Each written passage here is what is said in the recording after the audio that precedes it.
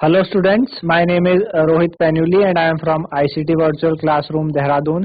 कैसे हैं आप सभी? मेरे ख्याल से बहुत अच्छे होंगे। हम बात कर रहे हैं क्लास 9th साइंस की, जिसके अंदर हमारा पहला चैप्टर चल रहा है मैटर इन अवर सराउंडिंग, हमारे आसपास के पदार्थ, है ना। और पिछले भाग में हमने समझा था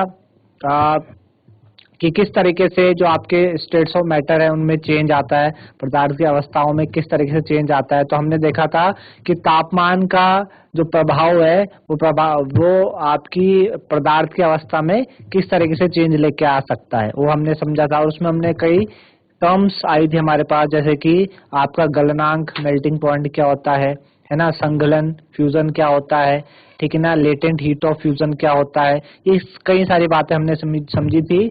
आज हम बात करेंगे कि आपका मेल्टिंग पॉइंट्स के द्वारा हमने समझा। आज हम बात करेंगे आपका बॉइलिंग पॉइंट, यानी क्वथनांक में किस तरीके से चीजें होती है, किस तरीके से ये बाकी चीजें डिपेंड करती है ना। तो उसी को समझने के लिए चलेंगे बच्चों स्मार्ट बोर्ड की तरफ, ठीक है ना। तो कल हमने बातें की थी, आज हम उसी से आगे स्टार्ट करेंगे, है ना। और उससे स्टार्ट करने के लिए आज हम बात करते हैं कि अपना टॉपिक हमने लास्ट खत्म किया था कि जो आपका 0 डिग्री सेल्सियस में जो वाटर होता है उसके पार्टिकल्स के बीच की एनर्जी ज्यादा होती है एज कम्पेयर टू आइस, है ना। चलिए अब हम बात करेंगे कि जब हम क्या करते हैं, सेम चीज अप्लाई करते हैं कि हमारे पास क्या हुआ था, आपके पास लिक्विड से आप किस में आ गए थे, सॉलिड से, सॉरी आप सॉलिड थी, आपके पास आइस थी, आइस को आप कन्वर्ट करके किस में आ गए थे, आप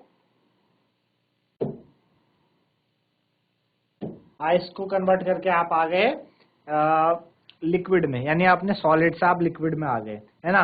जब आपके पास वाटर आ जाता है, फिर हम क्या करते हैं, हम हीट एनर्जी और सप्लाई करने, आप देख पा रहे होंगे फिगर में, अभी हमने क्या करा, जो सारी की सारी आइस थी, है ना। सबसे पहले हमने जो एक्टिविटी स्टार्ट की थी वो कहाँ से करी थी स्टार्ट, या आपने क्या करा था, एक बीकर में आइस ली थी, है ना, जो कि सॉलिड था। आपने उसको जब हीट किया तो हीट करने पे वो मेल्ट हुआ, मेल्ट करने पे वो आपका किस में चले गया, वाटर में बदल गया, यानी लिक्विड स्टेज में आ गया वो, है ना।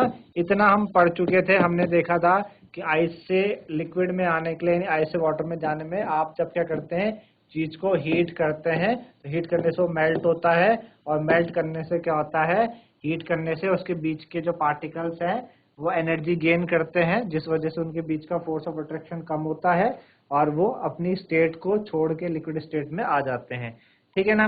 अब वो जब लिक्विड में आ गए तो हमने फिर से क्या करा, नीचे से हम हीट तो दे रहे हैं, बर्नर के द्वारा आप देख पा रहे हो हीट दे रहे हैं, अभी आपके पास ये वाटर में कन्वर्ट हो गया, आइस क्या हो गई, सारी वाटर में कन्वर्ट हो गई।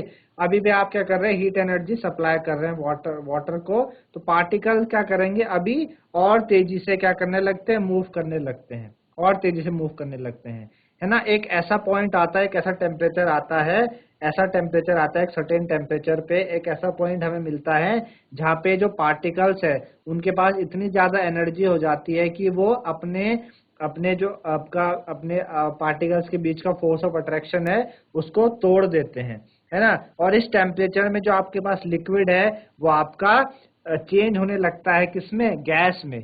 यानी अभी आप लिक्विड से जब इस लिक्विड को आपने और हीट करा, तो लिक्विड को और हीट करने पे इसके बीच के पार्टिकल, लिक्विड में आप देखते हैं कि पार्टिकल्स थोड़ा सॉलिड के मुकाबले थोड़ा दूर दूर रहते हैं, है ना। इस तरीके से सॉलिड के मुकाबले थोड़ा दूर दूर रहते हैं। होता क्या है कि अब आप इस पे और हीट एनर्जी सप्लाई कर रहे हो तो ये पार्टिकल्स को और एनर्जी मिलती है, और तेजी से मूव करने लगते हैं, और अपने बीच का फोर्स ऑफ अट्रैक्शन को ओवरकम करके, तोड़ के ये आपका काफी दूर चले जाते हैं, इतने दूर चले जाते हैं कि कौन सी अवस्था में आ जाते हैं, गैसेस अवस्था में आ गए। यानी ये अब कौन से स्टेट में आ गए, गैसेस स्टेट में आ गए, है ना, वेपर्स आ गए इनके पास। यानी ये लिक्विड से किसमें तब्दील हो गए, आपके पास वेपर में तब्दील हो गए, ठीक है ना। लिक्विड से किसमें चले गए, वेपर में चले गए। तो एक सर्टेन टेम्परेचर में ऐसा हुआ, तो है ना, तो सर्टेन टेम्परेचर में, तो वो टेम्परेचर एट विच लिक्विड आपका क्या होने लगता है, बॉयल होने लगता है एट एटमॉस्फेरिक प्रेशर, उसे हम क्या कहते हैं बच्चों, बॉइलिंग पॉइंट।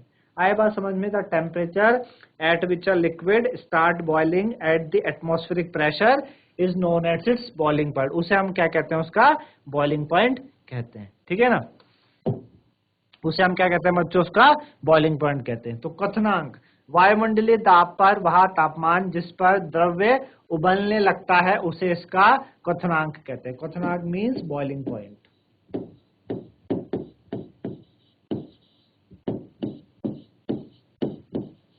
है ना। क्वथनांक का मतलब क्या हो गया बच्चों? बॉइलिंग पॉइंट हो गया। द टेम्परेचर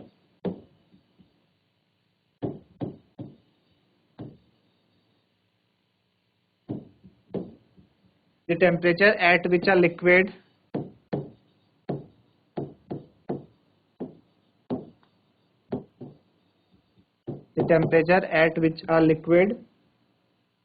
start boiling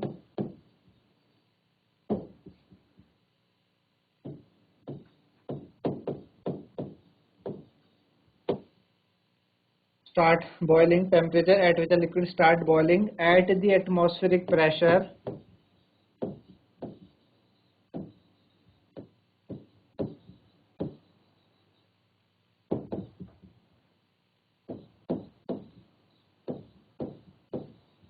है ना, at the atmospheric pressure is known as its boiling point.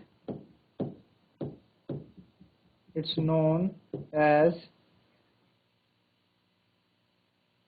its boiling point,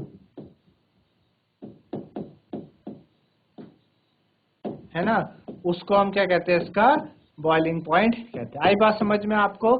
जल का जो क्वथनांक है 273 केल्विन है। और अगर आप इसको सेल्सियस में देखें तो सेल्सियस में 100 डिग्री सेल्सियस होता है ना। जो वाटर का बॉइलिंग पॉइंट है वो कितना हो जाता है? 100 डिग्री सेल्सियस हो जाता है, ठीक है ना, 100 डिग्री सेल्सियस, ठीक है ना।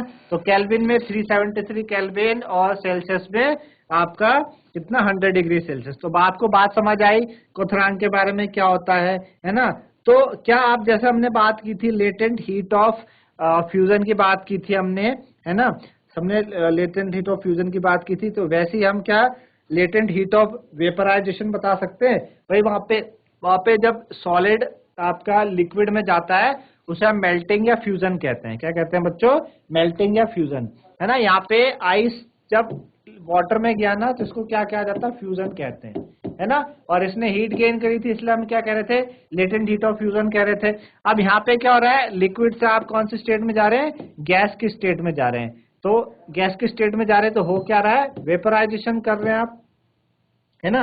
आप क्या कर रहे हैं? वेपराइजेशन करवा रहे हैं, ठीक है ना। वेपराइजेशन तो हीट के द्वारा वेपराइजेशन हो रहा है और वो उस हीट का आपको कोई रिजल्ट तो आपको देखने को मिल रहा है कि लिक्विड से गैसेस की अवस्था में वो जा रहा है, लेकिन उस हीट का इतना बड़ा एडवांटेज आपको नहीं मिल रहा है। यानी टेम्परेचर में कोई, हमने यहाँ पे थर्मोमीटर लगाया ना, इसी कारण लगाया थर्मोमीटर, तो इस थर्मोमीटर से हमको कोई भी रीडिंग हमको देखने को नहीं मिली। यानी कोई भी टेम्परेचर में राइज नहीं हुआ। जितना टेम्परेचर वाटर का था उतना ही आइस का, उतना ही आपका वेपर्स का रहा। बस वो क्या हो गई? लिक्विड से वेपर की स्टेट में आ गई, ठीक है ना। लिक्विड से वेपर की स्टेट में वो आ गई। आई बात समझ में आपको? तो मैं पूछना चाह रहा हूं कि उसी तरीके से जैसे लेटेंट हीट ऑफ फ्यूजन थी, जो पार्टिकल्स होते हैं आपके स्टीम के, स्टीम यानी आपके पास जो भाप है, वेपर्स हैं, वेपर्स के पार्टिकल्स यानी जो वाटर वेपर होते हैं 373 केल्विन में, 373 केल्विन में उनके पास ज्यादा एनर्जी होती है वाटर के मुकाबले एट द सेम टेम्परेचर। यानी 100 डिग्री सेल्सियस में जो वाटर है, 100 डिग्री सेल्सियस में जो वाटर के पार्टिकल्स हैं और 100 डिग्री सेल्सियस में ही जो आपके गैस के पार्टिकल्स हैं, तो गैस पार्टिकल्स हैव मोर क्या, what, more energy as compare to what 100 degree Celsius of water particles, है ना। तो ऐसा क्यों होता है? ठीक है ना, ऐसा क्यों होता है? तो ऐसा होता है बच्चों वाष्पीकरण की गुप्त ऊष्मा के कारण, यानी लेटेंट हीट ऑफ वेपोराइजेशन के कारण। लेटेंट हीट ऑफ वेपोराइजेशन,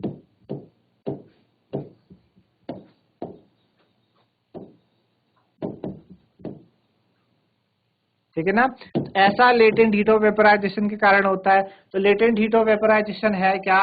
वायुमंडलीय दाब पर 1 किलोग्राम द्रव्य को उसके क्वथनांक पर गैस में बदलने के लिए जितनी ऊष्मीय ऊर्जा की आवश्यकता होती है उसे वाष्पीकरण की गुप्त ऊष्मा कहते हैं। है ना। तो लेटेंट हीट ऑफ वेपराइजेशन हम क्या कहते हैं, इसे ही कहते हैं, है ना। आई बात समझ में। The energy required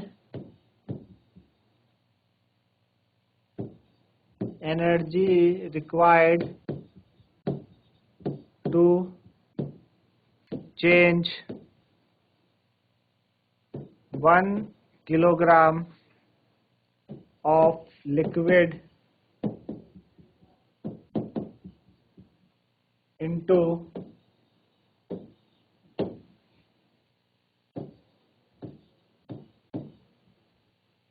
gaseous state. The energy required to change 1 kilogram of liquid into gaseous state at its atmospheric pressure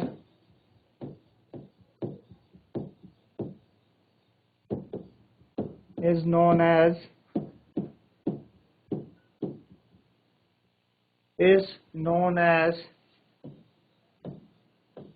latent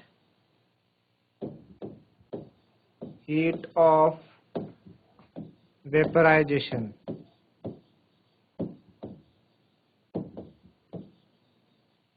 है ना बच्चों, इसी को हम क्या कहते हैं, लेटेंट हीट ऑफ वेपोराइजेशन कहते हैं। आई बात समझ में। तो ये लेटेंट हीट ऑफ वेपोराइजेशन के कारण ही जो मैंने आपको बोला कि 100 डिग्री सेल्सियस पे वाटर, 100 डिग्री सेल्सियस पे gases particles have more energy at the same temperature of water molecules, है ना। तो वो किस कारण होती है, लेटेंट हीट ऑफ वेपोराइजेशन के कारण होती है। तो आई बात समझ में आपको कि latent heat of vaporisation actual में क्या चीज कर रही है और ये इस तरीके से क्यों होती है ना। तो ये हमें ये बताया कि 373 केल्विन पर भाप के कणों में उसी तापमान पर पानी के कणों की अपेक्षा अधिक ऊर्जा होती है। आई बात समझ में, ठीक है ना। At 373 kelvin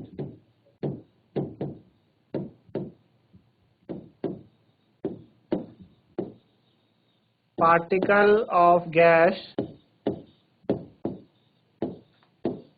have more energy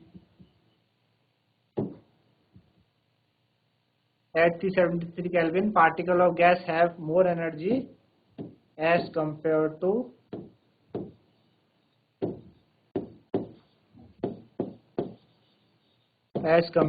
particle of water. उतने ही टेम्परेचर में वाटर और गैस के पार्टिकल्स को हमने कंपेयर करा on the basis of their energy, तो हमें पता चला कि गैस के पार्टिकल्स की एनर्जी ज्यादा है ना। तो इसका रीजन मैंने क्यों बताया, रीजन आपको बताया, this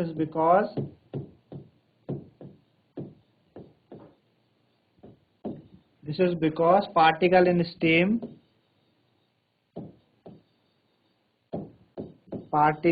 steam have absorbed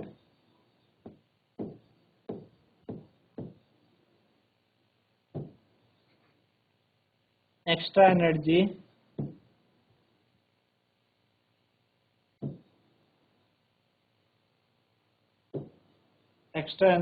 in the form of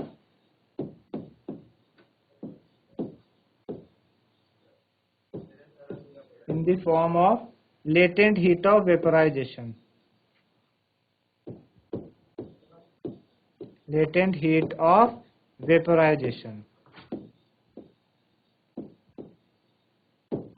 है ना। आपको पिछले भाग में हमने बात की थी, जब हम क्वथनांक मेल्टिंग पॉइंट के बारे में पढ़ रहे थे, तो वहां पे भी हमने एक टर्म पढ़ी थी लेटेंट हीट के बारे में। वहां पे हमने लेटेंट हीट ऑफ फ्यूजन पढ़ा था, यहाँ पे लेटेंट हीट ऑफ वेपोराइजेशन।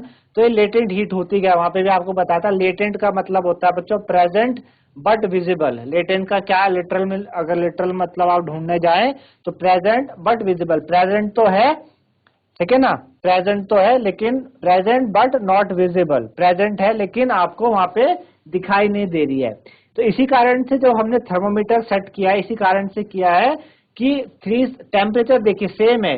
जो वाटर है, वाटर 373 केल्विन का मतलब 100 डिग्री सेल्सियस। वाटर का बॉइलिंग पॉइंट कितना होता है, 100 डिग्री सेल्सियस। 100 डिग्री पे वाटर आपका बॉयल होना स्टार्ट हुआ, और जैसे वो बॉयल हुआ तो वो किस में कन्वर्ट हो गया, वेपर में कन्वर्ट हो गया, स्टीम में कन्वर्ट हो गया उसी टेम्परेचर पे। 373 केल्विन पे यानी 100 डिग्री पे ही वो अपनी जो स्टेट है उसने लिक्विड स्टेट से वेपर की स्टेट में आ गया बिना किसी टेम्परेचर को राइज किए हुए। तो ये जो आप एक्स्ट्रा एनर्जी दे रहे थे ना in the form of heat, जो आप एक्स्ट्रा एनर्जी दे रहे हैं in the form of heat, ये एनर्जी गई का, ये एनर्जी गई का। तो हमने बोला ये एनर्जी कहाँ पे स्टोर हो रही है, as latent heat of vaporisation के फॉर्म में स्टोर हो रही है। मैंने बताया लेटेंट का मतलब प्रेजेंट है वहां पर लेकिन हमें दिख नहीं रही है ना, उसने टेम्परेचर में कोई चेंज नहीं लेके आया। बस क्या हुआ, उसके जो पार्टिकल्स थे, किसके पार्टिकल्स, लिक्विड के पार्टिकल्स थे, उन्होंने latent heat of vaporisation energy जो एक्स्ट्रा एनर्जी गेन करी और एक्स्ट्रा एनर्जी गेन करके करने पे उनके बीच का जो फोर्स ऑफ अट्रैक्शन था वो और ज्यादा क्या हो गया, कमजोर हो गया, जिस वजह से उन्होंने लिक्विड स्टेट को तोड़ के वो किस में आ गए, आपकी गैसीय अवस्था में आ गए, यानी आपके गैस स्टेट में आ गए, है ना। तो वही पूछा जाता है क्वेश्चन आपसे बार बार कि 373 केल्विन पे गैस के पार्टिकल्स की एनर्जी ज्यादा हो गई एज कंपेयर टू उसी टेम्परेचर पे वाटर के पार्टिकल्स के मुकाबले। तो आपने ये बताना है कि भाई स्टीम के जो पार्टिकल्स है ना उन्होंने क्या करी थी, एक्स्ट्रा एनर्जी एब्जॉर्ब करी थी, किस फॉर्म में की थी, लेटेंट हीट ऑफ वेपोराइजेशन में करी थी। वाटर के पास ऐसे एक्स्ट्रा एनर्जी नहीं थी, इसी वजह से इनके पार्टिकल्स के पास क्या है, एक्स्ट्रा एनर्जी होती है। आई बात समझ में, ठीक है ना। तो इतना आपको समझ में आया होगा। तो आप देख पा रहे हैं तीनों स्टेट को, आप देख पा रहे हैं कि सॉलिड से लिक्विड में जाने पे आप क्या करते हैं, किसी चीज को हीट करते हैं, है ना, यानी हीट करने के बाद सॉलिड से आप लिक्विड में चले जाते हैं। उस पॉइंट को हम क्या कहते हैं बच्चों, फ्यूजन कहते हैं। इसको क्या कहेंगे आप, फ्यूजन कहेंगे, फ्यूज हो गए आप, है ना, फ्यूजन। फिर लिक्विड से आप लिक्विड को हीट करो गैस में जाने के लिए, इसको लिक्विड से जब आप हीट करते हो गैस में जाने के लिए, इसको कहते हैं वेपराइजेशन। क्या कहेंगे बच्चों, वेपराइजेशन कहेंगे, है ना।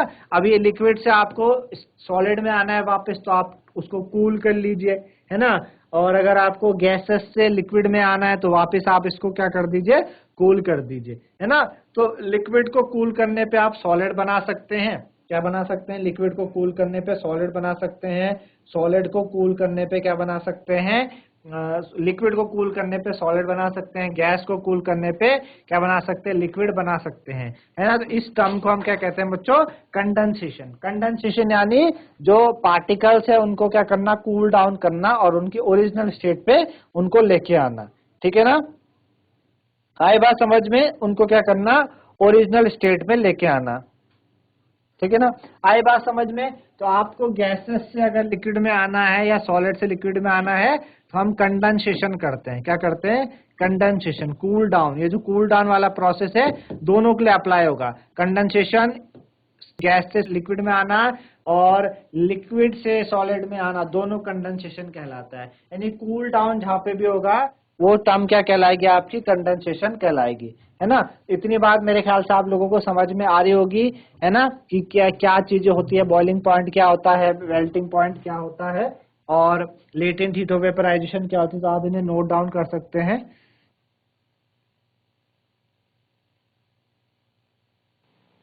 ठीक है, तो इस तरीके से हमने बात करी कि टेम्परेचर का इफेक्ट किस तरीके से होता है आपके जो तीनों स्टेट्स को बदलने में, सॉलिड से लिक्विड में जाने पे, लिक्विड से गैसेस पे जाने पे किस तरीके से टेम्परेचर क्या है, एक बहुत ही महत्वपूर्ण क्या करता है, रोल प्ले करता है।